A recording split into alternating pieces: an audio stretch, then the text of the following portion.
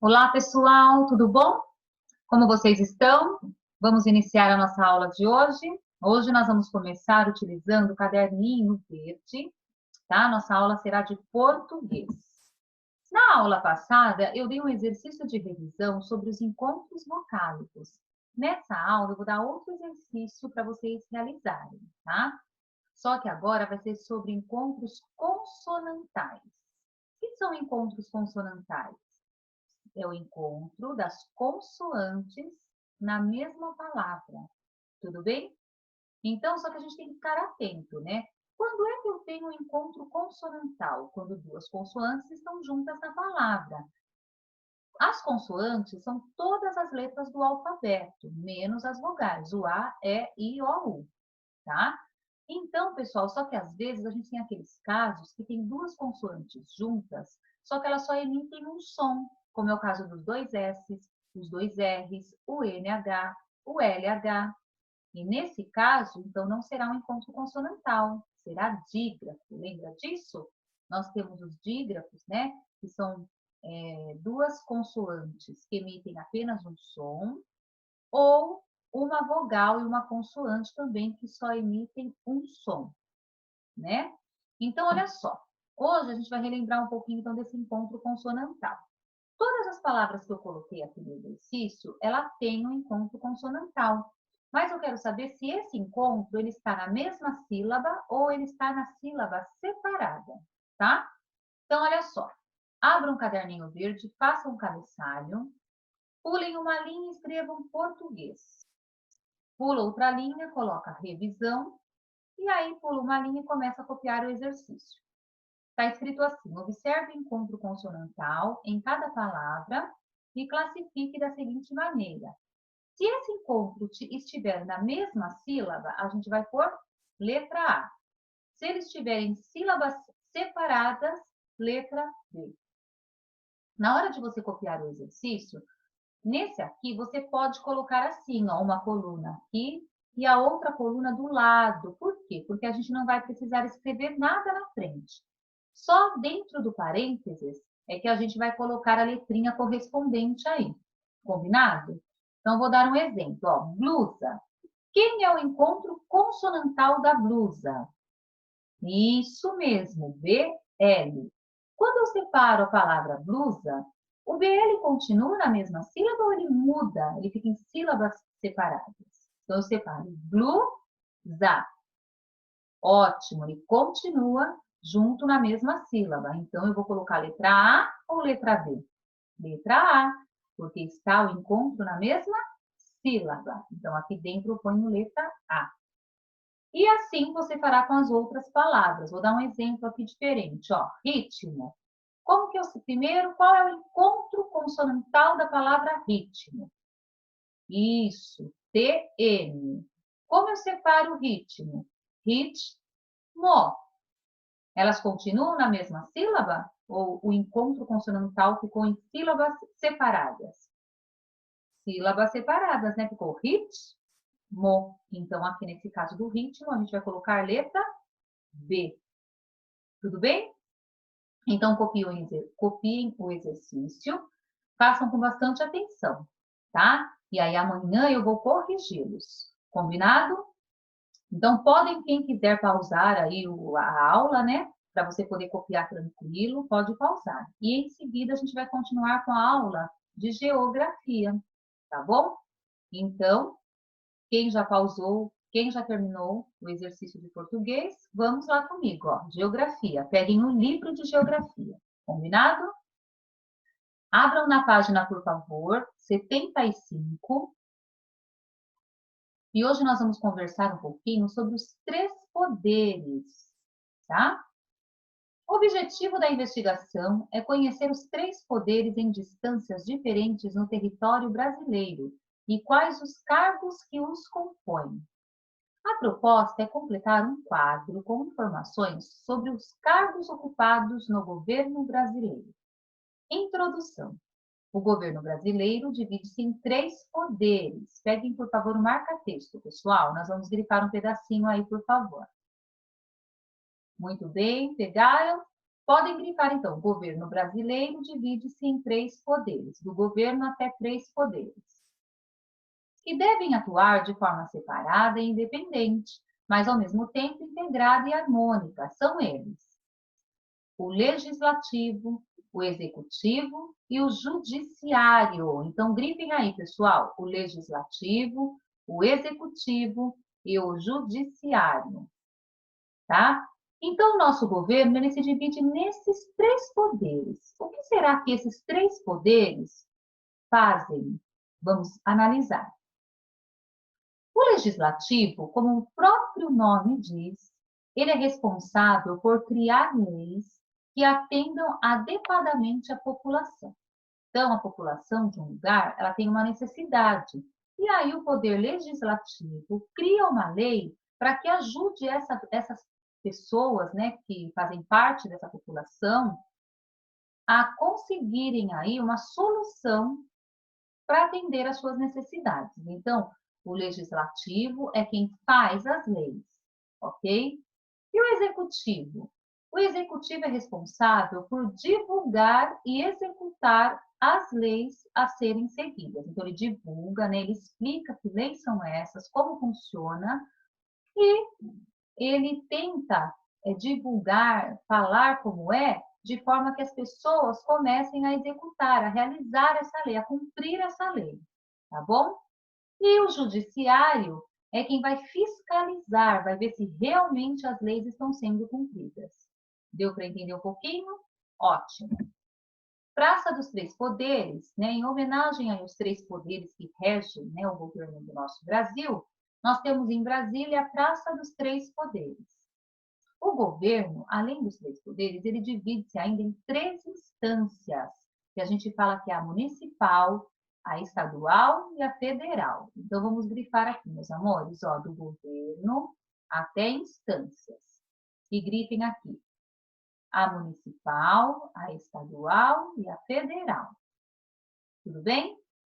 A municipal é formada pelos municípios, tá? Somente pelas cidades, os municípios. A estadual, o próprio nome também já ajuda, olha lá, formada pelos estados, tá? Então, municipal, municípios, estadual, estados.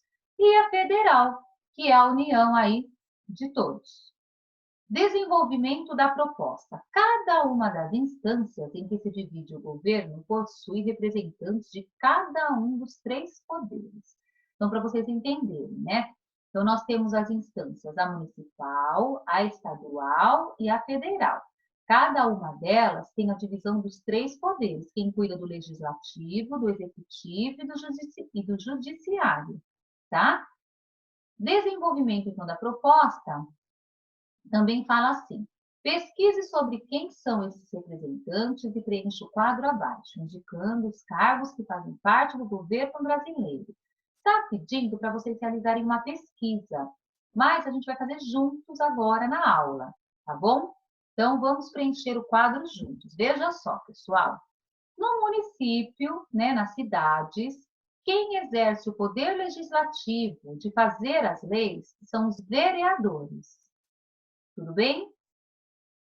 Quem fiscaliza aí, né, quem divulga, na verdade, quem divulga e quem ajuda a executar essas leis é o prefeito da cidade. E quem vê, né, se realmente essas leis estão sendo cumpridas, se estão todos obedecendo e praticando essas leis, são juízes. Isso no município. Então, o legislativo no município é o vereador, o executivo é o prefeito e o judiciário, os juízes. No Estado, quem faz as leis, quem está no poder legislativo é o deputado estadual. Quem fica no poder executivo é o governador. E no poder judiciário também o juiz. E na União, a gente fala que o poder legislativo está sob o comando do deputado federal, o poder executivo pelo presidente e o poder judiciário pelos juízes. Tudo bem? Podem completar então aí, pessoal, a tabelinha, tá? Então, o judiciário é sempre aí fiscalizado pelos juízes. E No município, no estado e na União, aí os cargos mudam de nome, tá bom? Dependendo aí se é legislativo ou executivo, ou se é para o município, se é para o estado, ou se é para a União, tá bom? Diálogo com o texto. O que é a divisão dos lugares produzida pelo trabalho humano, pela ocupação de espaços de diferentes formas e pela construção das relações entre as pessoas ajudou a criar ou a construir? Então, vocês podem colocar assim, ó, criou cidades, não é verdade? Trabalho humano, a ocupação dos espaços, né? As pessoas começaram a morar mais próximas, então foram criadas as cidades, os comércios e desenvolveu o país, dando grandes avanços econômicos. Então, tudo isso fez o país progredir, né? E também expandiu, né, o número de pessoas morando aí em vários lugares, moradias fixas, o comércio se desenvolvendo, as pessoas indo morar umas perto das outras, tá bom? Então, houve um grande avanço, tá? Podem colocar. No segundo exercício, releia o trecho e responda as questões a seguir. Nós temos a definição aí do que significa a palavra povo. Povo nada mais é do que um grupo de pessoas que partilham a mesma língua, tradições, histórias e buscam um bem comum. Então, para a gente falar que a gente pertence a um povo, provavelmente a gente fala a mesma língua que esse povo, a gente tem tradições, costumes iguais, cada um tem a sua história e busca um bem comum, um bem que vai favorecer a todos, tá bom? Bom, de acordo com a definição de povo, agora nós vamos responder as outras questões. A respeito da definição lida, podemos afirmar que povo tem necessariamente a mesma etnia? Justifique sua resposta. Então, não, né? Não é porque a gente leu lá a palavrinha povo, agora a gente já sabe o que significa. Então, nós podemos ter etnias aí diferentes. Então, é não. Por quê? O exemplo que eu vou dar é relativo, assim, ao Brasil. O Brasil, por exemplo, é formado pela miscigenação. O que seria isso, Pro? A mistura étnica e cultural, não é por um povo só, tá? São várias culturas que influenciaram o nosso país. Então, eu coloquei que não é porque a gente tem essa definição aí que necessariamente a etnia é a mesma, tá? Então, não é. Aí vamos colocar esse exemplo. O Brasil, por exemplo, é formado pela miscigenação, mistura étnica e cultural de vários grupos, né? A princípio, os primeiros habitantes aí do nosso país, né? Foram os índios, os negros, os brancos. Então já houve a mistura. Fora depois com o período aí da imigração, onde outros povos vieram morar aí no nosso país. Letra B. Por que os brasileiros, em sua grande maioria, se diferenciam-se quanto ao aspecto físico, ao contrário do que acontece com alguns outros países, como o Japão ou a Bolívia, por exemplo? Então, aí está querendo falar de características. Por que será que o povo brasileiro tem características tão diferentes e pertencem ao mesmo povo, enquanto, por exemplo, o japonês, né, o boliviano, são muito parecidos, as características físicas mesmo.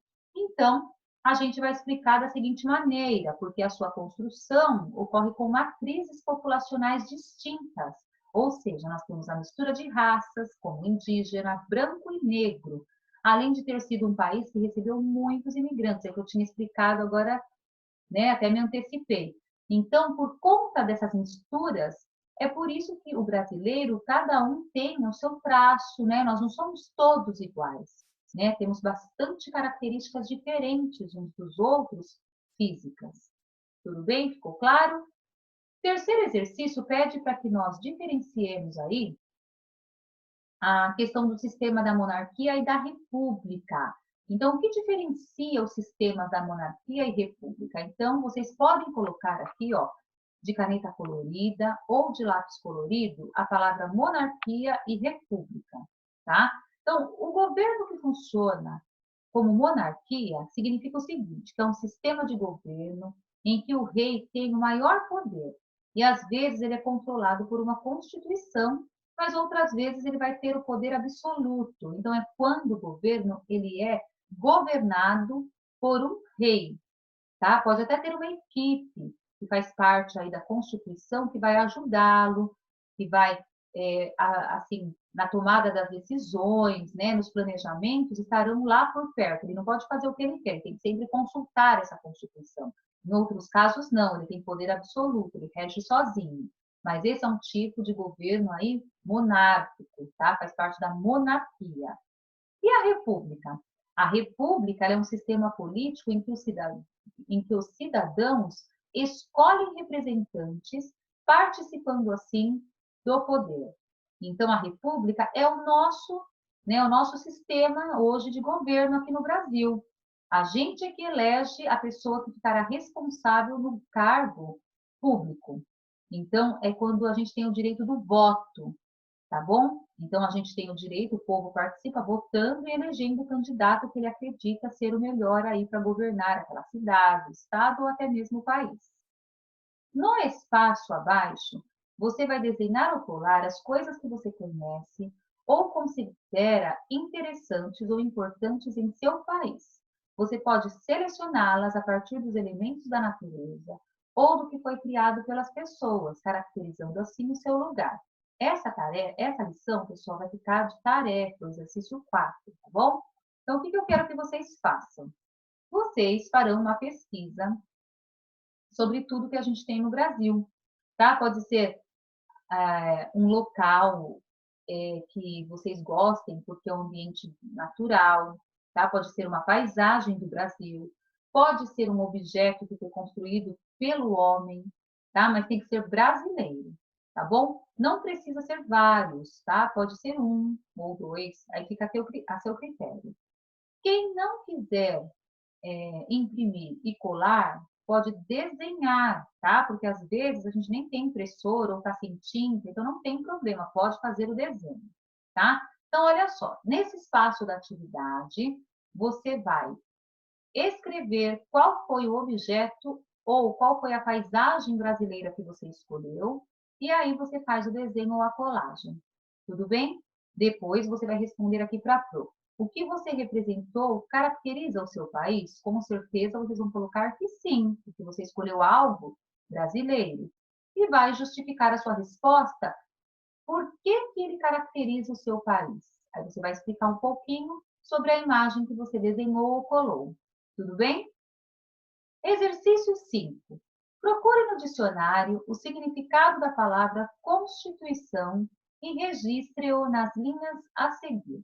Então, vamos lá. Podem colocar a palavra Constituição, tá? De caneta colorida ou um lápis colorido para receber aí o destaque. O que é Constituição? Então, tá aqui. Também pode ser chamada de Carta Magna, que significa maior. Ela é uma lei fundamental e suprema de um Estado, que contém normas a respeito da promoção dos poderes públicos, tá bom? Então, a Constituição é uma das leis maiores e fundamentais aí para que possa ser seguida e respeitada para governar aí um Estado, né? Então, as pessoas têm que obedecer todas as leis que estão na Constituição.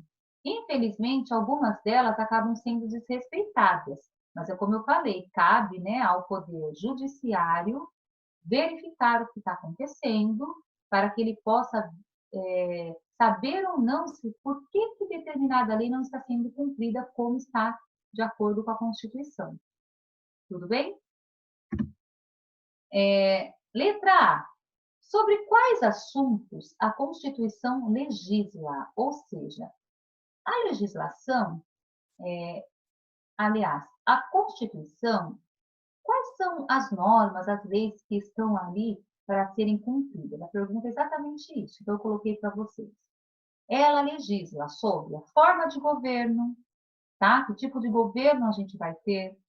A distribuição de competências. O que seria isso, pessoal? A distribuição de competências é o que cada um vai fazer, a organização e o que cada um, qual é o dever, né? Qual é a responsabilidade de cada um. E quais são os direitos e deveres também dos cidadãos, porque nós temos direitos, mas também temos deveres.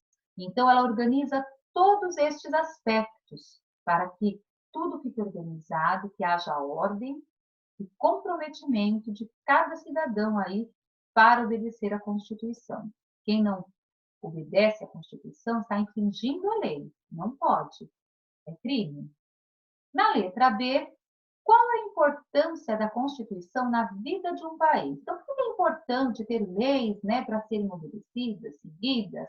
Porque ela estabelece e firma aspectos fundamentais da organização política de um país. Então, imagina, se pudesse todo mundo fazer o que quisesse, né? Ia virar uma bagunça, ia ficar uma desorganização. Então, a Constituição, ela serve exatamente para isso, para organizar, para deixar tudo da melhor maneira possível, para que o país consiga seguir todas as normas e progredir, caminhar, né, de uma maneira cada vez melhor. Claro que às vezes a gente vê que nem sempre isso acontece, mas a gente tem que ter boa fé, né, e esperar aí que todos se conscientizem e façam o seu papel da melhor maneira, tá bom? Bom, agora a gente vai um pouquinho para a ampliação dos saberes, na grande roda, hora do texto. Estes exercícios que nós fizemos juntos, já pode colocar certinho, tá bom, pessoal? Assim vocês já sabem que foi feito para a Pro, que já está correto, e aí fica facinho depois para saber que já foi corrigido e que pode estudar. Tudo bem? Vamos falar ainda um pouquinho sobre as regiões brasileiras. Nós temos aí um mapa da América do Sul mostrando a divisão política. Então, ele mostra aí os países, né? E aqui nós vemos o Brasil. Como nós podemos perceber, o Brasil, ó, a área onde está o Brasil é bem grande em relação aos outros países, né?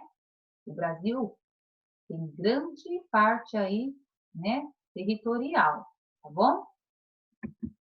Vamos ler aqui um pouquinho. O Brasil está localizado no continente americano. Melhor dizendo, na América do Sul. Podem grifar, pessoal, esse pedacinho, por favor. Desde o Brasil até a América do Sul. Conseguiram? Continuando. É um país muito grande, conforme eu já mostrei no mapa. Tem mais ou menos 8.500.000 quilômetros quadrados. Isso significa que há nele uma grande diversidade de paisagens, né? Seria isso. Como ele é um país muito grande, então tem várias paisagens, né? Nós temos aí florestas, campos, lugares mais úmidos e lugares mais secos. As atividades também são variadas, tá? Há lugares em que predomina a agropecuária, mas há lugares mais e outros menos urbanizados. Há lugares com indústrias e serviços variados. Existem diferenças nas condições de vida também para as pessoas, como o acesso à educação ou à saúde. Essa diversidade impõe atender a necessidades de toda a ordem para o desenvolvimento e integração dessas áreas e das pessoas que vivem nelas. O Estado, a organização política, precisa coletar informações sobre as realidades presentes em seu território, para que ele possa orientar-se e organizar as suas ações, visando ao bem comum, ou seja, oferecer ou garantir o que é de direito de todo cidadão. Com esse objetivo, foi criado em 1934 o IBGE, que é o Instituto Brasileiro de Geografia e Estatística, que só começou a funcionar a partir de 1936.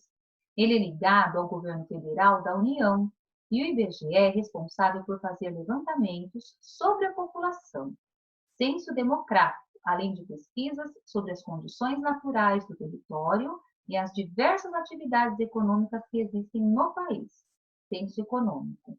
Então, grifem um pedacinho aí, pessoal, por favor, ó. Quero que vocês grifem aqui, tá vendo? Põe aqui para a prova. O IBGE, aí vai pular um pedacinho, é responsável por fazer levantamentos sobre a população, além de pesquisas sobre as condições naturais do território e as diversas atividades econômicas que existem no país. Tudo bem? Então, isso nada mais é do que uma pesquisa. Eles têm aí esse censo, né, demográfico, para que seja levantada as condições de toda a população, quanto ela ganha, quais são os bens materiais que ela tem, as suas necessidades. Assim, eles conseguem saber mais ou menos quais são as necessidades maiores daquele grupo. E aí o governo tenta fazer um projeto para atender essas necessidades, para melhorar a qualidade de vida dessas pessoas, tá? Então, vamos ver mais um pouquinho aqui, pessoal. Nesse mapa eu tenho o Brasil, apenas o Brasil, ó, tá? Com a sua divisão política. Aqui já mostra os estados, tá bom? Estados e capitais. São Paulo tá aqui, ó, tá bom? Então, olha só. Como que eles decidiram fazer esse tipo de... Quando eles fazem esse levantamento, eles, para não ficar uma coisa bagunçada, deles terem que, vamos supor, trabalhar cada estado do Brasil, então eles decidiram dividir por regiões. Então, eles fazem essa pesquisa por regiões. Veja só, eles costumam fazer da seguinte maneira, ó. Os dados coletados permitem aos municípios, aos estados e à União conhecerem melhor o país, as pessoas que nele vivem e as formas como trabalham e produzem riqueza. Assim, é possível criar tanto estratégias políticas públicas que cuidem das questões mais básicas, como saúde, educação, geração de empregos, quanto programas que visem o desenvolvimento das áreas do país. E para facilitar essa compreensão, especialmente para a União, que gera programas para atender todo o país, o IBGE criou uma nova divisão do território, utilizando os aspectos naturais e socioeconômicos, as regiões brasileiras.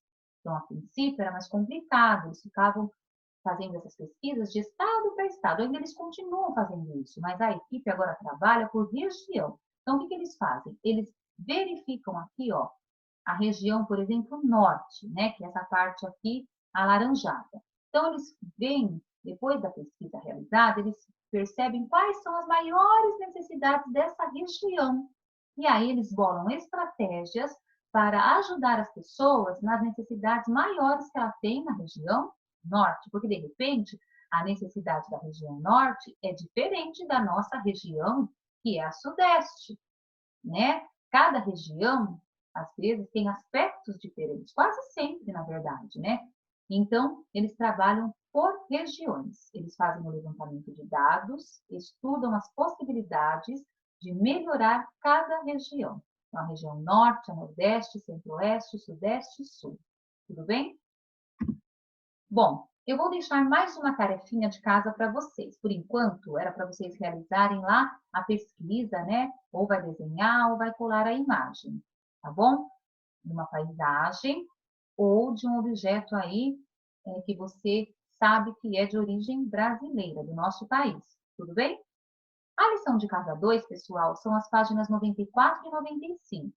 Vocês vão ler atentamente esse texto. Ele fala, eu vou ler com vocês, tá? Ele fala um pouquinho sobre a questão do extrativismo, tá? Vamos ler então e eu já explico os exercícios que vocês deverão fazer. Na região norte, uma das ações concretas do governo em relação às florestas foi a criação de reservas extrativistas para diminuir o desmatamento e reduzir a extração de madeira. As reservas extrativistas já são uma realidade e representam a conservação da Amazônia, deixando de ser apenas um desafio para o desenvolvimento sustentável nacional e tornando-se uma questão vital para o desenvolvimento sustentável do planeta. As reservas extrativistas são espaços territoriais protegidos pelo poder público e elas se destinam à atividade extrativista realizada por grupos de pessoas da floresta, que são os castanheiros e seringueiros. A criação dessas reservas, ela ocorre sem a desapropriação da terra, evitando os conflitos sociais criados com a expulsão de trabalhadores da área. Essa iniciativa fixa a população da floresta, diminuindo o êxodo rural, reduz os custos de proteção das florestas, cria áreas de preservação que protegem a biodiversidade da Amazônia e assegura o equilíbrio ambiental. Então, o que você fará? Você vai ler atentamente as informações que esse texto está te dando, tá? E em seguida irá responder para a Pro a letra A, B e C do exercício. Mas antes, a gente pode observar que tem um glossário aí, que é como é um dicionário, tá? O glossário ele funciona como um dicionário. E ele está nos explicando o que significa o desenvolvimento sustentável e o que é o êxodo rural. Então, quando eu falo de desenvolvimento sustentável, é o desenvolvimento econômico, social e cultural das sociedades, garantindo mais saúde, conforto e conhecimento, mas sem esgotar os recursos naturais do planeta. Ou seja, o desenvolvimento sustentável, ele vai fazer de tudo para ajudar as pessoas a terem uma vida mais tranquila, mais confortável, mas sem prejudicar a natureza, sem esgotar, sempre com o objetivo de utilizar e repor, tá? E o êxodo rural é a saída de pessoas da zona rural para viver na zona urbana, né? Houve vários períodos, ainda existe também pessoas que deixam a zona rural para procurar uma vida melhor aqui na zona urbana.